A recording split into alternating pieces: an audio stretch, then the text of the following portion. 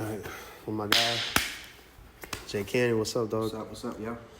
This is the first episode of the series.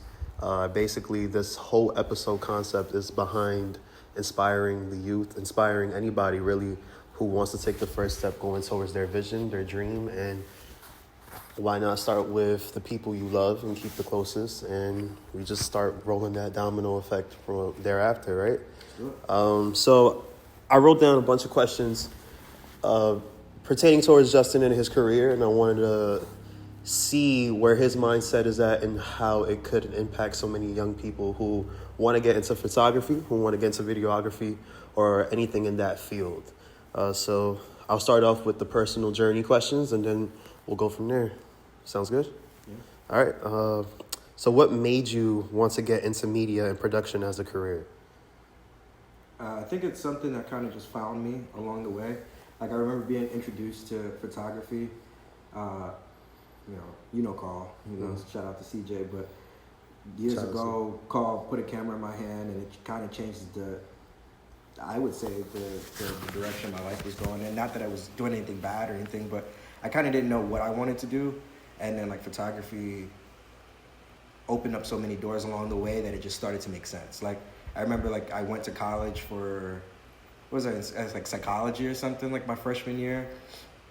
And I just hated it. I was just always bored in class. And then I just was like, well, if I'm going to be doing this and I'm going to be, in school for the rest of these next 4 years, like I want to make sure I'm doing something that I love if I'm going to be spending so much time and putting so much money into this. So I kind of switched over to media.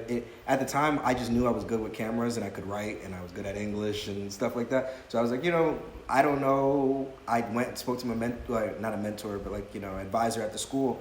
And I was just like, I'm good at these few things. What do I need to do? And he was like, this is the track for you. Communications, media, production. And kind of the rest is history. I just rode that wave and we're still riding it. Right. Shout out to that mentor, man. Though. Yeah, that was a big pause. Shout out to that mentor. No, seriously, because that really shifted your whole career. Yeah, I was legitimately declaring as a philosophy major. Yeah, like you were to study why, how. And here you are. Yeah, it's crazy how one person could just make an impact. I wouldn't say it's one person. It's people along the way. And you don't notice it immediately, but like I have this conversation, and I'll bring it up again later today when we speak. But I have the conversation with my boy Shane all the time. It's like it's the domino effect. It's one person introduced you to a camera, that introduced you to the yearbook committee introduced you to, and you blink and now you're. Yeah. So many hands get involved in that, man. Wow. So I want to segue into the next question that I have for you. So how did you land your current role as a video and communications coordinator? Oof. A lot of knowing people. You want what exactly do you want to know? The history of how I got here, like what? The history. Yeah, talk about that. What landed you that role? I mean, who did you know? So I would say what landed me the role was me consistently wanting to get better, and understanding, seeing where there's gaps in spaces that I could fill. I went in at that time when I was in college, I was doing photography. I would always tell myself, I'm not a videographer. I don't have it. That's not something I want to do. But I think back to when I was in high school, we were filming the basketball games. We were filming some of the JV football games. We weren't editing. We weren't doing the edits that we were doing now. But me and Carl were doing those type of things. And it's like, all right, cool. Then I had, I was working in the marketing department in college. And they were like, my boss at the time, Chris, was just like, yo, all videography is moving pictures. If you can tell a story with pictures, you can tell a story with video. And I was like, oh, shit. And I found out, okay, so where's the place that I can get in with video? There was already video in the marketing department. There was already video in social media, athletics. Mm-hmm. Our school had a video place. They was a little, but they wasn't doing it the way we do it in New York. How we everybody in New York City has a mixtape, if you nice, mm-hmm, right? Mm-hmm. They wasn't doing that out in Rochester. So I was like, let's bring that energy. And so I started working with lacrosse. I started working with rugby. I started working with basketball to the point where I was making mixtapes and hoop tapes for with Tony. I was making Tony's mixtapes on volleyball. I've never watched volleyball a day in my right. life. Like, that's crazy. You know, so all of that kind of just led to the opportunity being presented to me to help out with Shane at Crossovers and Conversations. I'm starting up this basketball camp. I see you've been doing basketball highlights. Can you come out and help me out? Cool. I'll shoot a few things. I graduate. I'm looking for work. I can't find any work. Can't find any work, bro. Target wasn't hiring me. The lady at Target said, yo, bro, you're too qualified to work here. I don't want to hire you because you don't belong here. Couldn't find a job. I'm Grubhubbing every weekend. They're trying to, make a few dollars to keep. Still doing photo shoots, but it is what it is. Trying to stay afloat. I start going full time with the crossover stuff and really helping out there. The news station comes out. Oh, we want to do a story on Crossovers and Conversations. Cool. They come out. They interview us. They do a couple things.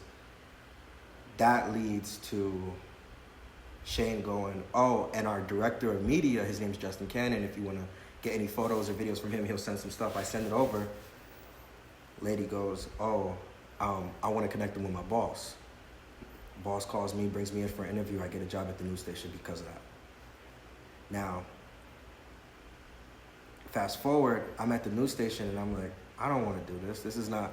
But I didn't have any money, right? When you have nothing, you need something, right? Yeah. And at the end of the day, I remember at that time I had spoke with Cody, who works over, I think he's the director over at ESPN. And I was like, yo, what's up with ESPN? Let me get in, da-da-da. You don't have enough experience. Go get some experience. Talented, but you need some experience. Cool. So in my head, all I'm thinking is go get experience. Wherever I can get some work in, get some work in. So that turned into me doing a year and a half. And I told myself, at a year, I want to be out of the news station. I just want to get as much reels done as I can shoot. I can shoot as much sports. I can shoot as much journalism, whatever I can shoot just to get something together so I can pitch it to people. I told myself a year and a month, I was moving back to New York City with a job. So I kind of just, what got me here was just being kind of just having that resilience to just keep going. I know I don't want to be here, but I know that this is setting me up and laying the groundwork for where I want to be. And I didn't know where that was, but I know it wasn't there. And so I was, kind of just brick by brick. And you just know too, right? When something just isn't for you, at that moment. There was something more to this. Okay, this isn't where I belong. Necessarily. Money aside, right? Because money shouldn't have to always influence your decisions or whatever. Right. Financially, it wasn't the greatest situation, but it was keeping me afloat. I was paying my bills. I was good. I had some money in my pocket. I was going out. It was cool, right? I think finances aside, I seen how people had, and no, this is no shade to people that stay at the same place or do the same things, but they had people that made a full career out of working at the news station and weren't happy. People were like, yo, I've been here for 10, 15 years. And I'm like, oh, shit, you like it? It's cool. It's cool? You've been here for 15 years and it's cool? I guess. Yeah. I'm not going to fall in that soup. No, you're not. You telling me, yo, everybody come out and clap. We're honoring him for 15 years. Yeah. And I asked the nigga, is he happy that he's been here for 15 years? And it's cool. Fuck that shit, nigga. I gotta... In the most humblest way possible, right. Bro. I know what you mean. I gotta go get mine. Yeah. So that was it. I love that. I love to hear that. I have one more question. So how I break these questions down is I put them in categories. So I like to start from your personal journey, then we'll segue into the next category of questions. So the last one I have for you is, which skills helped you get your opportunities early on? How early? We could start as early as when you started, I guess high school, around that time. Or what skills developed over time, really, because... So I will say, to answer the first question, right? Mm-hmm. The skill that helped me initially was communication. Being able to be someone that can work a room. So what kickstarted it when Carl put the camera in my hand and everything was coming to shoots with him, was we were at shoots for 3 hours with clients. And Carl, Carl, he's not necessarily the most... talkative person. I was gonna say that. Not to say he's definitely above an introvert, right? But he's not trying to talk to people if you don't have to. Yeah. So shout out Carl, but but he's not trying to necessarily talk to people if you have to. So I remember we had this shoot where I think it was a dude flew in. I think he came from Florida. It was like a model that flew in from Florida. I don't know how he got the booking, but the dude came up. Hey, I think we're gonna be in the studio for like 3.5, 4 hours. And I'm like, all right. And I just remember being in the studio and it was like, you know how long 4 hours is to have to talk to somebody? Take a few pictures, you know, show them, da-da-da. All right, yeah, man, so how's Florida? Like, you have to entertain somebody for 4 hours while doing your shoot and outfit changes and everything. And I think that early on, that was what my strong suit was. I wasn't a great photographer. I'm still not a great photographer. Like, I'm a decent photographer, but I can build relationships. I can have a conversation. I've experienced, and I think that's something that's continued to develop, that's continued to help me. Like, I've experienced so much life, so much culture. I've traveled. I'm decently read. Like, you know what I mean? Like, I can hold a conversation well enough that, like, by the time 2 hours passes, you're like, oh shit, I didn't even know that. We was just vibing, we was chilling, we was talking. Like, I think I'd like to say, you know, like, that's something that I pride myself in. Like, I can hold a conversation, and you know what I'm saying? I just have a good time. Like, that's the biggest thing. It was like, you can work on the technical skills. I can give you a camera and give it to you for a month and tell you, like, look, these are the points you need to focus on, and you'll come back a better photographer. You could work on that, you could build that, but, like, not everybody is building their communication skills, their networking skills, their, you know, like, you got it. Those things are important when it comes to maintaining. And is that the way you get recommended to other people, like, from your clients? Or bro, I say this all the time, bro. I am 100%, maybe a little bit less. I'm underplaying it, but, like, let's just say, for this lack of better words, I'm almost 100% sure I get what did you say? What's the word? I get recommended. I'm almost 100% sure I get recommended more because I'm a good person than because I'm a good photographer. Like, I've had shoots. I've legitimately gotten shoots because my work isn't better than this guy's, but because I'm like, oh, you running 15 minutes late? You good, bro? I'm sure. Oh, the last photographer charged me because, he said he's not going to wait 30 minutes. You got shit to do. Yeah. Wait 30 minutes. You're paying me $700 and I'm about to be like, nah, 30 minutes, you late? Nah, fuck that. Like, you know, I'm not gonna trip. Like, I don't know, like, have a good, like, I'm not saying all the time because some people abuse it, right? Some, you know that. You know, some people will see your kindness and be like, we're gonna run off on this, right? Yeah. But nah, like, when you have good clients and you have good people that you're working with, what's 30 minutes? What's 20 minutes? What's, like, be a good fucking person, bro. Why do you think a lot of people don't see it that way? Because it's business. And finance runs everything. People, well, that's 30 minutes I could have been doing something. Could have been doing what, nigga? You was going to book another 30-minute shoot? Yeah. Or you want to go to McDonald's?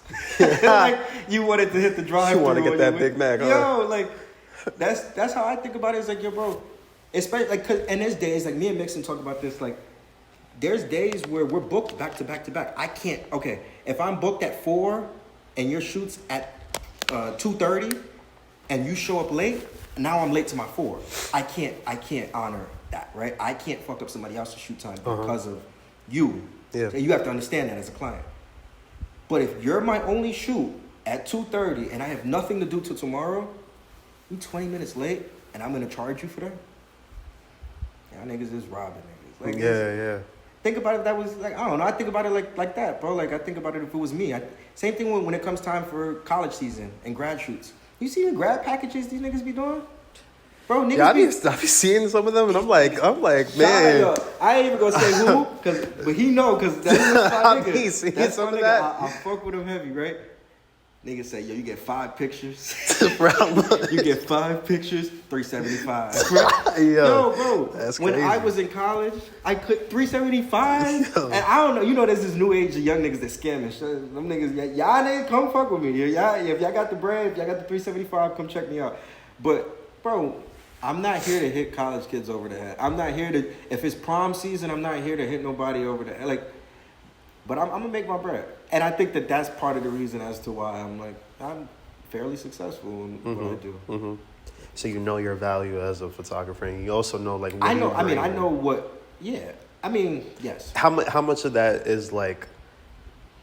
How much of that is shown through, like, who you, like, has that been the reason? Like, the reason why you have that is just because of, like, who you worked with.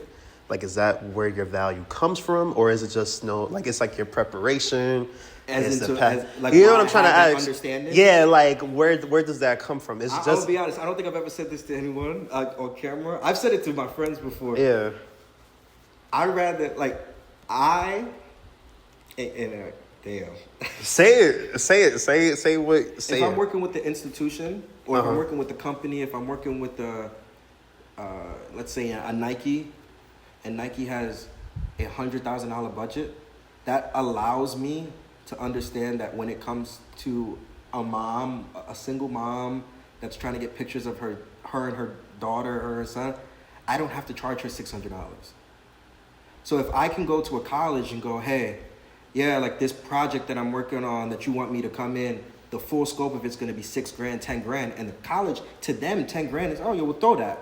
Then I can go to someone that's like, yo, bro, I'm going to be honest with you. I may not have the rack for you, but this is what I have.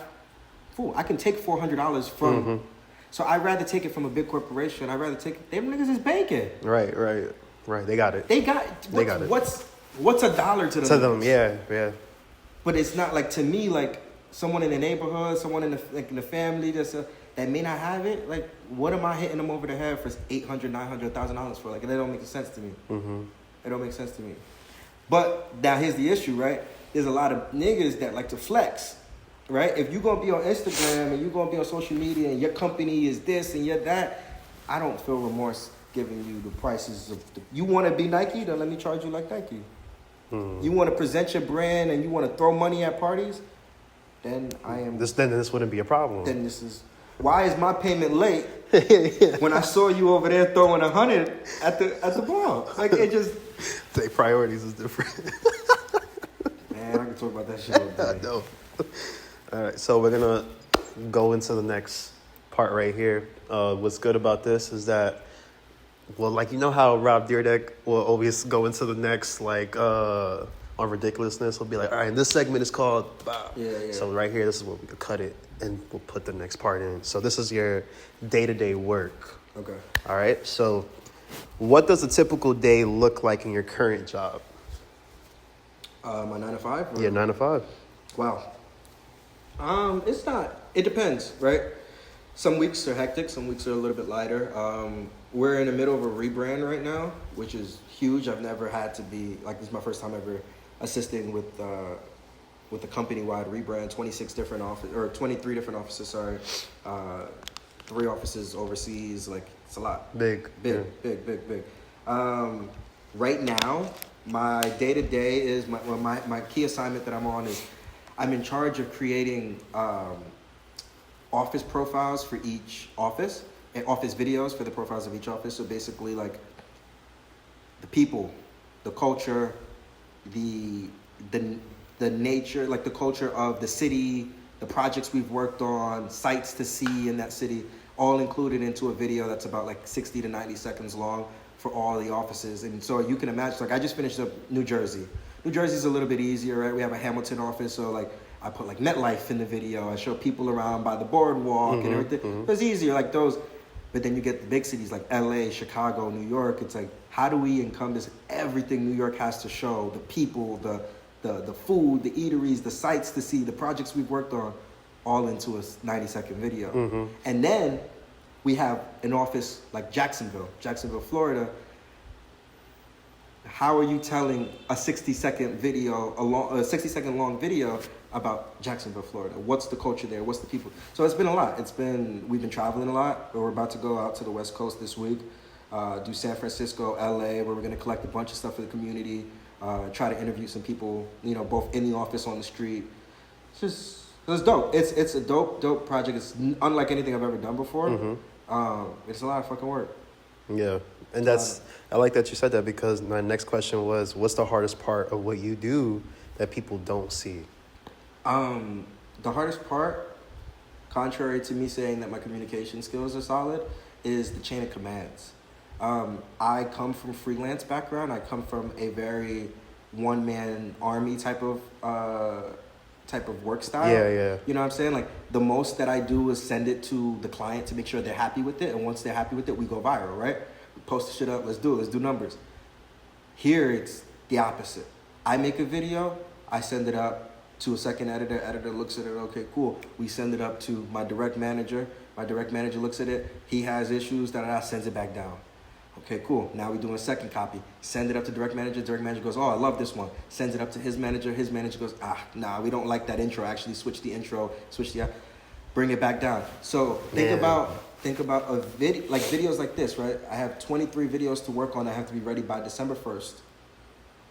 With traveling to go to these places and everything, they have to be ready by December, approved and ready to go, but they have to be approved by everyone. Yeah. So like right now we did the Jersey one, cool. We're gonna do the New York one next, that's cool. We're going to LA, all right, it has to get approved by the people out in LA. LA fuck with it, okay, cool. Now it's green.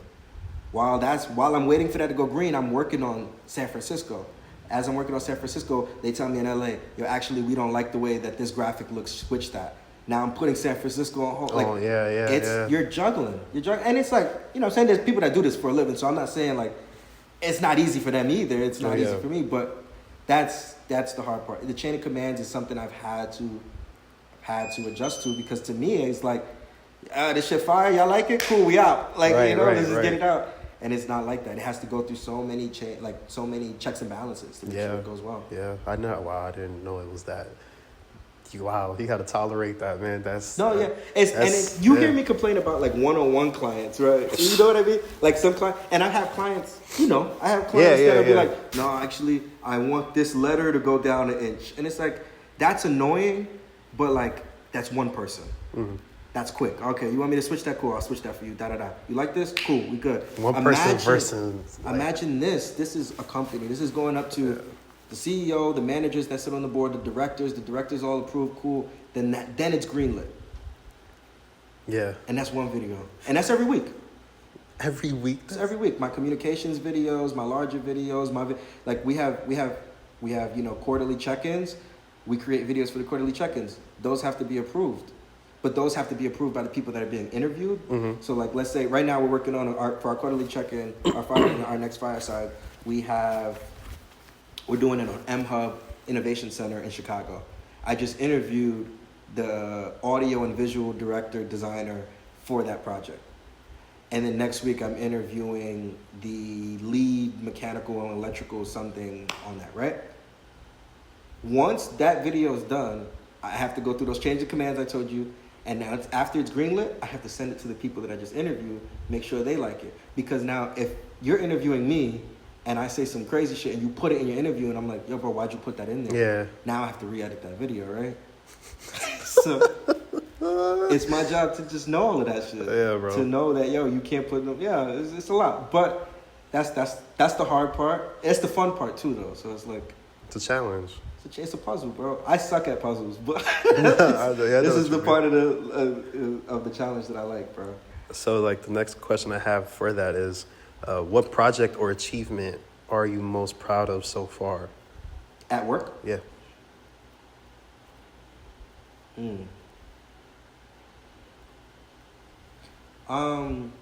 It wasn't crazy. Like, it wasn't a crazy fire video or nothing. Like, it's not like by far nowhere near like my best work, but it was cool. I do a lot of sports, outside of work. I work with everything from basketball, football, lacrosse, rugby, so be it.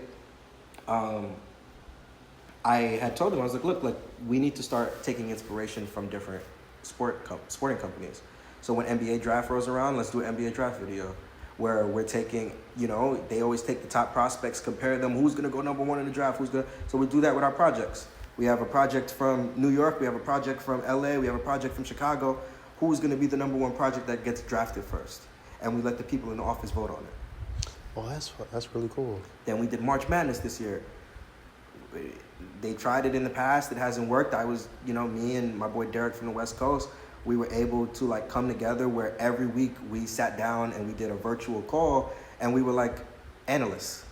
And we're like, yo, I'm not going to lie, like this week it looks like such and such project is going to take the lead. And I hope you guys are all filling out your brackets. And we did that like ESPN, back and forth for like 5 or 6 weeks. And then we went all the way down to the last 2 projects. And we had people in the office like actually filling out the brackets of what projects they thought were gonna win, and then the winners won. Like the people that won, they won like gift cards and stuff like that. That's really nice. So we like being able, like, again, it's not my best editing. It isn't my best, but it's fun. It's like we're able to kind of step away from the reality of the hard work for a second and just bring the shit that we love into it. You think that's when your work is the best? When No. it's like fun?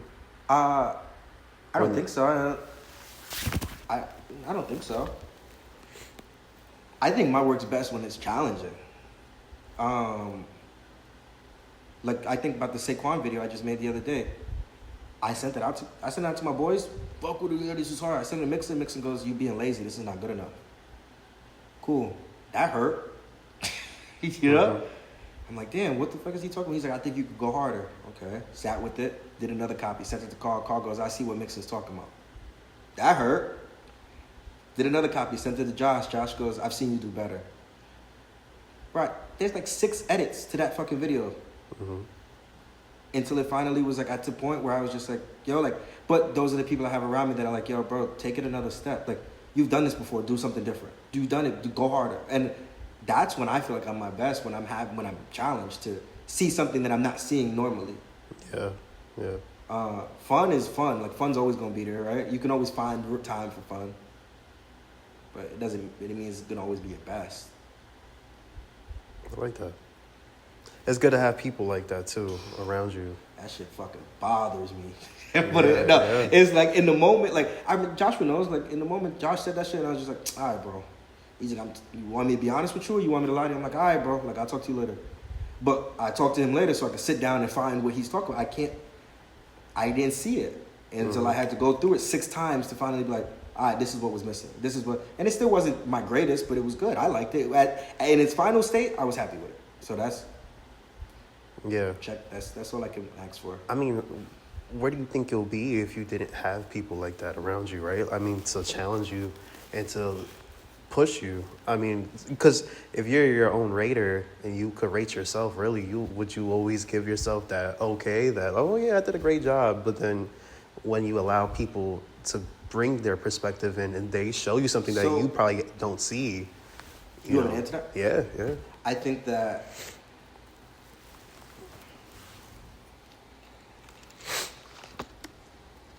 that when,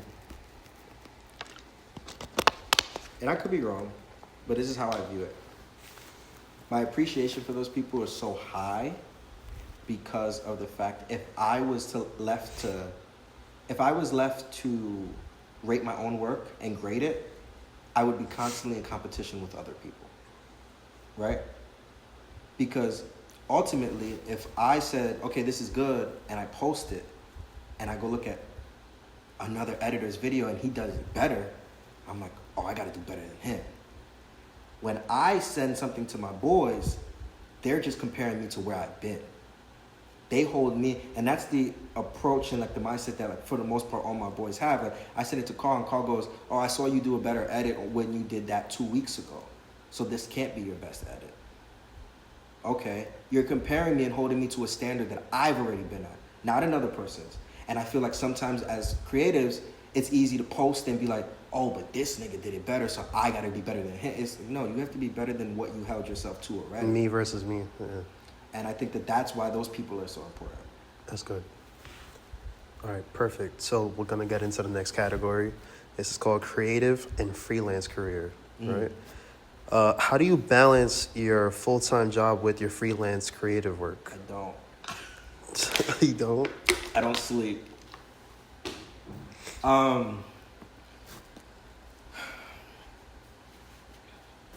The answer to that question I can't say on camera. But I will say it's a lot of work, and I live by a very maintain your 9 to 5 as long as you can. If your 9 to 5 isn't messing up your 5 to 9, if it's not getting in the way of a lot of things, if you're able to still do your 5 to 9 very successfully in your freelance careers, you're comfortable, or not even comfortable, but you're doing it to a point where you're like, you don't feel like it's interfering too much, then maintain your 9 to 5. The beauty of my job now is that we travel. We get to travel a lot. So like, for example, me being in the sports media world, I'm going to be in LA next week. I shoot a text to my boys, yo, somebody plug me with the Chargers. Somebody plug me with, I need some NFL stuff while I'm out there. My boy hits me, okay, yeah, Chargers or Rams, who do you want to work with? We can get you a running back from the Rams. We can get you. So my job's allowing me to be in LA for a week. Cool. I have to go to work 9 to 5. I got to go, but as soon as 5 o'clock hits, I can skate over to the stadium. And it's just like, you have to have that in you. Yeah, I was gonna say, talk about that all the time. like that's something that you decided to do. Yeah, that has to come from you. You can't clock out at 5 and be like, damn, that's my day. Yeah, I'm so glad. I'm so tired. Like, you can be tired broke or you can be tired rich. And what are we doing?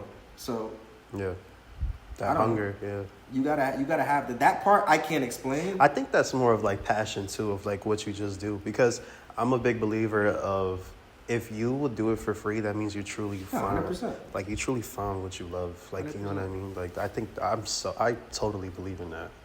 Yeah, you can't force no, like that's something you have. Bro. That's something you just have it in you. Yeah.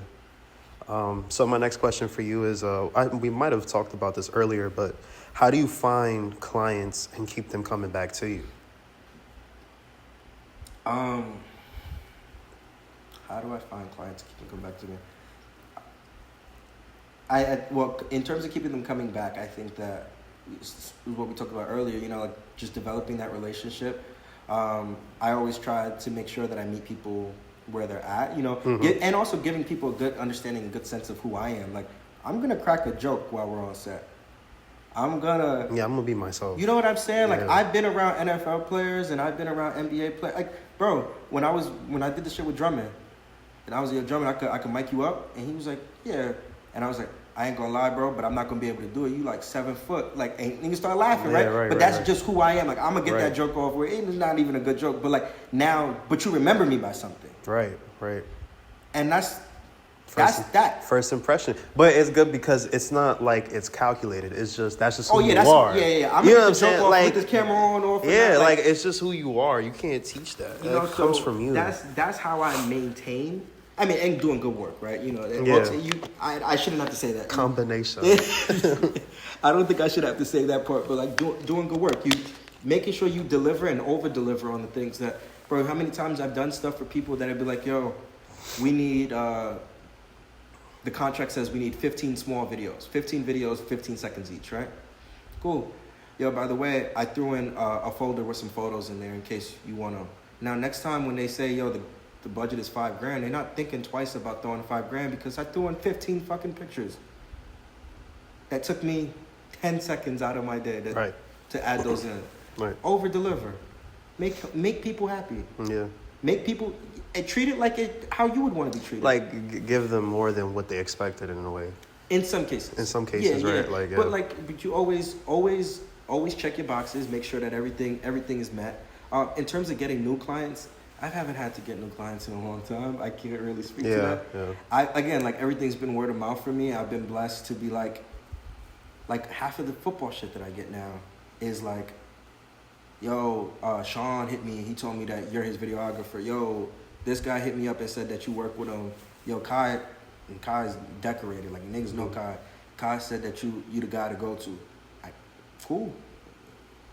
And people have so much respect for those people that they just assuming that, like, you know what I mean? Mm-hmm. And that's the other thing is, like, because I'm in the business now where, like, so many people are putting their name on the line for me, you think I'm gonna fuck up the reputation that person has? Right. It's character, bro. You can't do that. Yeah, you can't do that. You gotta deliver, like, anytime somebody puts their name on the line for you. So that's how I get most of my stuff now. Back then, it was a different game. It was just, we was hunting.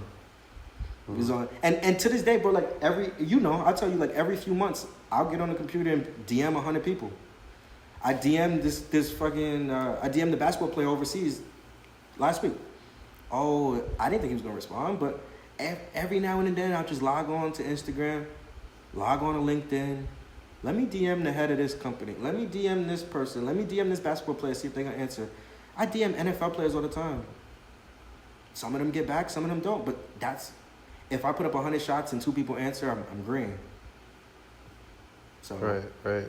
That's the game of numbers, man. The game of numbers. Just need one, bro. Just need one. All right, so the next category I got for you is basketball youth program, crossovers, and conversations. Yeah. So I have some questions about that. How did the basketball-based youth program come to life? That's a better question for Shane. Well, No, but shout out to Shane. Shane, my boy, he was, we went to college together. He graduated 3 years before me. He was a senior when I was a freshman. He went to Taiwan. He started up a basketball team there in Taiwan at the school he was teaching at. I think they went on, I don't want to misspeak, but I think they went on to like win a championship or, do well. He ended up coming back and he had, he talks about how he like developed this relationship with the players and everything that was there. He ended up leaving, and one day one of the players called him and was like, "Hey coach, like I just want to have this conversation with you." And he had a very intimate conversation about, about being a man and stuff like that, right? Sexual stuff and all that stuff. How to handle those things and so forth. Long story short, that conversation stuck with Shane. And that conversation ended up being like the catalyst to like Shane going, if I could do this for people in Taiwan, what could I do for the people here in my community? If I started up a place, a sanctuary where kids can feel safe to have these conversations while still coming out and, getting skills trainings, because that bonding that they had through basketball opened up a door for the kids to feel safe to talk to you as a mentor, as a man, as anything, Mm-hmm. And so that's kind of what kicked off the youth basketball camp. And Shane called and was just like, "Yo, do you want to help out with this?" We had a few conversations, and I think like a year later we was in business doing stuff. Took a year off because COVID interrupted. Rebranded a little bit. Came back out, and we haven't slowed down since, bro. We've been doing great. I got this question right here, and I want to hear your opinion on it. How do you think lessons from basketball apply to real life and work? I mean, we both grew up playing basketball, loving basketball. Like, how much of that applies? I don't think there's anything that you learn in sports that you can't translate to the real world. Me personally, we play basketball. I went on to play football, play lacrosse. Mm. You can't teach hard work. You can't teach people to have to show up on time. Like the little things like that, like coach asking you if you're going to give it your all because it translates to the real world, or you giving it your all when no one's watching so that when you go to work, it makes it easy. Like all that stuff translates. And then like on a smaller scale, like what we do with the kids, it's like we have conversations with the kids about communication on the court. Are you calling out, yo, I got you next, yo, I'm your slide, I'm your help defense, yo, if he drives, I'm sliding. Like, having that, being able to talk like that with people should open up the door for you to feel comfortable to have those same type of communication skills outside of work. Mm-hmm. If you feeling comfortable, if you're that confident, cocky guy on the court, talking and everything like that, why are you timid when you at school? Why are you timid when you at work? It translates. It should. So I don't think there's anything that we learn in sports that doesn't translate into the real world. Yeah. And we could talk about that forever. Like that, literally. Every little skill, there's something that translates into the real world. So. And I'm gonna ask you this last question for this category. What did working with teens teach you about leadership or communications?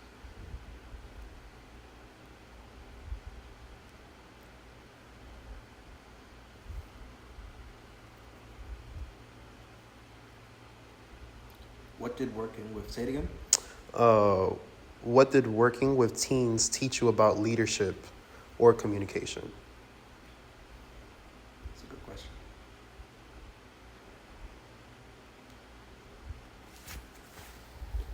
I think I was speaking about leadership in particular. Mm-hmm. I think working with teens challenges you. No, but working with teens shows you the different type of leaders there are and the different type of people there are in the world, right? And that ultimately how everyone can be led differently. We have hoopers, like when our Rochester, New York camp, hoopers that you don't need to say things twice to. Yo, I asked you to come down with the left hand. You came down with your right. It's fixed. I don't want to say it. Next time he comes down, he's coming down with his left. I don't have to speak too much. Then I have kids teams that I work with that are just like, they don't get it the first time. They don't get it the second time. They don't get it the third time. You gonna give up on those kids? It pushes you to have to, one, be a better leader, but also maybe change your leading style. Yeah. Because they're not getting it the way that kid got it, so, but why? Yeah. So that, it showed me that teens are very emotional, can be, and made me reflect on like how emotional I was as a kid, coming up and everything. But then ultimately, like back to the point of communication, it's like some kids just need to be talked to differently. We had a kid at our camp that I don't remember the exact situation, but got into an argument with Shane, one of our coaches. Shane was like, "Cool, you good. Like if you want to leave, leave." He was like, "I'm leaving." I was like, "Leave." All right, so the kid storms off, angry, but angry and like crying, like upset, like very upset. And he's crying. He doesn't want to leave. He's just upset about whatever Shane told him, right? And then he's crying, and me and CJ go over, and we talking to him like, walk up, what's good? What you crying for? And like that switch. Yeah. I don't fuck with Shane. Cool, but we're not gonna disrespect none of the coaches, right? You can say whatever you want. You're not gonna. You want to stay? We want you to stay, bro. But like, you have to talk. You have to meet some kids where they at, bro. Some kids just are more emotional. Some kids are more quiet. But at the end of our camps, the best thing I can say is that I don't feel like we ever have a kid that leaves like not a new person. The kids that were quiet are talking. The kids that were, I don't want to be here, are smiling. We did our job. Yeah. So it has taught me a lot. It's very rewarding to do the work there. I love to hear that, bro. Yeah, bro. Seriously. All right, so now we're down to our last category, advice and mindset. Oof. All right, so this is where it gets deep. What advice would you give someone trying to break into media with no connections? Cold call. I think, let me rewind. Mm-hmm. I would say for someone that's trying to break into media with no connections, I think the number one thing is having a strong port, making sure your portfolio is solid, right? Whatever industry, whether you want to be a photographer, videographer, graphic designer, whatever, go out and create those things. The thing is, I think often people wait for opportunities to come to them, and we talked a little bit about this. Often people wait for the opportunities to come to them instead of kicking in the door and creating the opportunities for themselves. You want to work with the Knicks? Create a graphic for every Knicks player. Mm-hmm. You want to be an editor for the Lakers? Edit a highlight tape for every Laker. Mm-hmm. Oh, the G League season's coming up? Cool. Get out to those G League games. See if you can get in. Message those people. Like, those spaces that those players are in, that are operating in, you kind of, like, it's weird because you kind of have to be like a stalker a little bit. Like, you always, like, bro, real shit, like, John Morant was at New York versus New York. Right. Cool. I'm going to New York versus New York. Yo, John posted he's in New York. I'm going to that. Right. Like, bro. No, I understand that. It's weird. But I understand that. No, I understand that. But all jokes aside, like, beyond that, I think that, like, making sure whatever industry, whatever team, whatever you're trying to crack into, you have a strong portfolio that reflects that.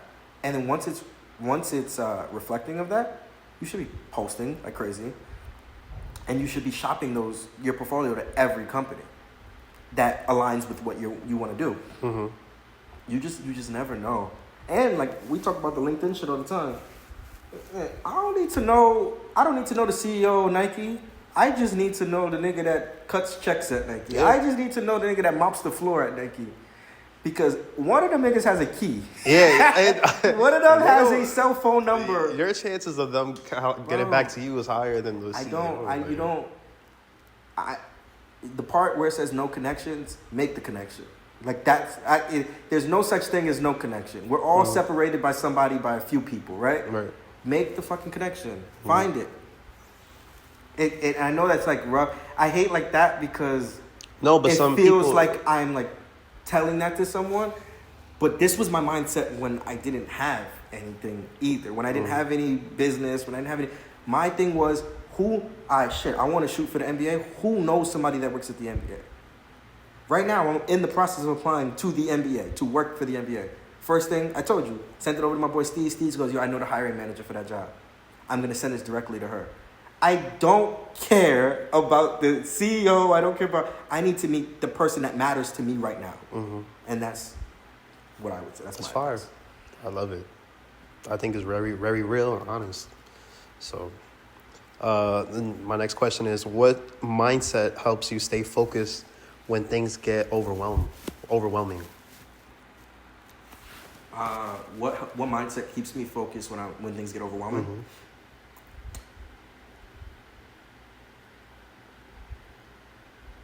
A few things. I think one is, immediately faith, right? God, I'm being still in my faith when things get hard. Sometimes, not sometimes. When things get hard, I lean on what I have, and it's my faith. I speak to God. I sit down and understand that, like, there's a reason that I'm probably going through what I'm going through, and it is temporary. It's not gonna last forever. The other thing is that kind of always grounds me is understanding that I get to wake up and play with cameras for a living. There's people that hate their job. There's people that clock in and clock out and go home and are miserable. I pick up a camera and I go watch sports. It doesn't matter how hard my days get. I'm blessed to do what I get to do. Like, there's no way around that. I could have an annoying client. I could have whatever, bro. I wake up and watch sports for a living. Right. You would like that. But does it? I feel like y'all would like that, right? Waking up and watching sports. So what? That's you can't beat that, bro. Right. I'm doing what I want to do. Right. So And I'm so big with that too. I feel like that is when you have such a fun life, when you're doing what you love. Yeah, you have control over it. Yeah. Even when it's a fucking shit show, you have control over Yeah. it. And like, also, no, all bullshit aside, like, not that there's nothing wrong with a 9 to 5, because I work a 9 to 5. Me too. If shit hit the fan and God forbid, everything went, I just go use my degree. I have a college degree. Mm-hmm. I'll just go back and use that. But I don't want to. But like, that's also like what in the back of my head, like, that's the confidence for me to keep going. Like, I did all the shit that I didn't want to do, the college work, all this stuff. I did all that shit, right? If everything hit the fan, I'll just go use my degree. Mm-hmm. I don't want to, but Right. yeah. I have 2 more for you. Yeah. What's one mistake you made early in your career that people should avoid?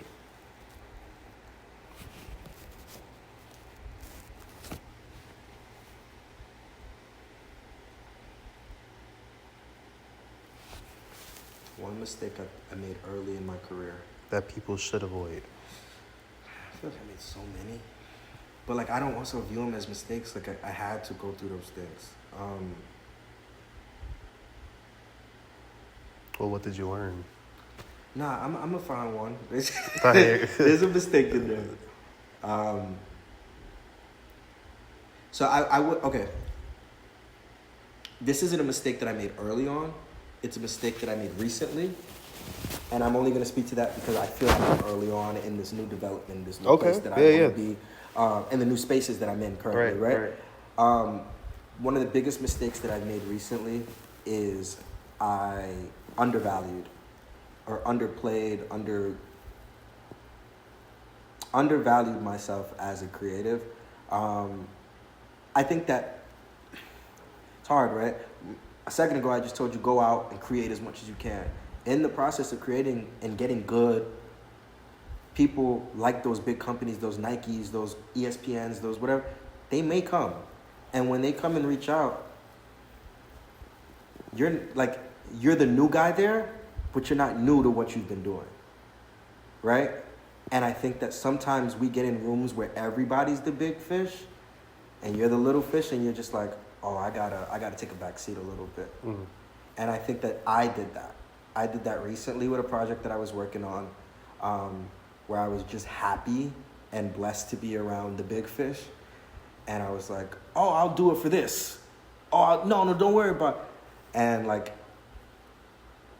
you've worked your whole life. You built this for yourself so that you can get to those rooms. And I'm not saying demand, but like, you created this. There's a reason they want you here. Know your worth. Mm-hmm. And I think that I recently worked on a project that I like may have undervalued myself a little bit. Mm-hmm. And you live and you learn. Mm-hmm. Because now niggas can't do it no more. So. Fair. And my last question. When did you feel like you stepped into your purpose?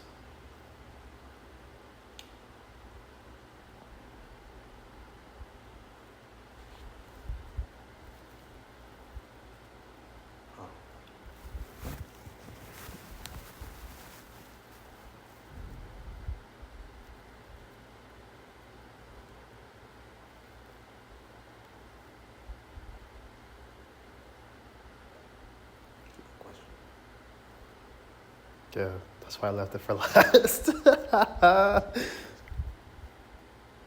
Because, right, so many people, purpose is like a word that's thrown around. When you say, what exactly do you mean by purpose when you say it? What is your purpose being here? What do you feel is your purpose? What is your God purpose for it? Like, if God spoke to you right now and said, this is your purpose, this is your mission to be on this earth. When did you feel like you stepped into that purpose and you realized, this is my purpose to be here? Like, this is my calling. Okay. Or what do you feel is just like, you're over, I'm like, gonna what do you... answer it exactly how you asked. Yeah. I think the moment I stepped into my purpose is when we launched Crossovers and Conversations. I think, and it's cliche, it's not a soundbite, like, I legitimately, I've been thinking about this a lot lately. Photography, creativity, music, all that stuff, all the stuff that I do, they're vehicles to get in tune or get to the places that I want to go, to be able to open up doors. And I'm like, okay, open up doors for who? Because when I think about the lifestyle I want to live, it's not very aligned with flashy lights. And if I wanted to do the rapper stuff, I've been offered that stuff. I don't, you know what I mean? Like, I don't necessarily care about all that shit. So when I think about the doors that it's opening, who is it opening doors for? Well, to me, I've always cared about making sure we pay it forward to the next generation, pay it forward to the next set of people that want to be photographers, and giving chances and opportunities to the next set of creatives. So we have moments at Crossovers where Shane goes, oh, I bet you guys didn't know, Coach Cameraman, they call me Coach Cameraman. I bet you guys didn't know Coach Cannon makes music. And the kids will rush over, yo, can I get on one of your songs? Can you show me how you make music? And we have kids, how many kids in here want to be photographers? Oh, well, meet with Justin. Yo, can you show me, look at these pictures I was taking. And like that, the art is the vehicle to make sure that those kids are getting a step into the direction they want to go. Because if I have 3 kids that say they want to be photographers for the NBA, but I can then become a photographer for the NBA and offer them internships in 2-3 years, Yeah. I'm good. So paying it forward. To answer what you said, I stepped into my purpose when we started doing Crossovers full time, like that. It was bigger than just you at that point. Like, it was like, it's a team of us. Yeah. Yes. Like the bigger picture. 100%. Yeah. Yeah, that's what it is, bro. I love that. Of course, dog. All right, that was it, man. I appreciate you taking time to do this with me, bro. This is episode 1. Episode 1. I love Make sure y'all this. come back for episode 2. Let's please. go. We're gonna have so many dope people. It's gonna be a good time. Yes, brother. Yes, I won't be here, but I will stay here. He'll be here. Every I'll probably time. come back around like episode 10, but we're gonna do like the 50th anniversary. yo, I don't know, bro. 50th, next time I have a big achievement, I'll come back. When I got an album to promote, I'll pull up with a chain on and just I'm gonna have grills on. You're gonna be like, oh, that's the nigga from episode 1, right? That's how, the next time I'm on here, if y'all remember me, y'all get a free shirt. Oh shit! Straight from y'all keep your word, bro. I mean, I'm not paying for it. Yo, bro, appreciate you, my boy.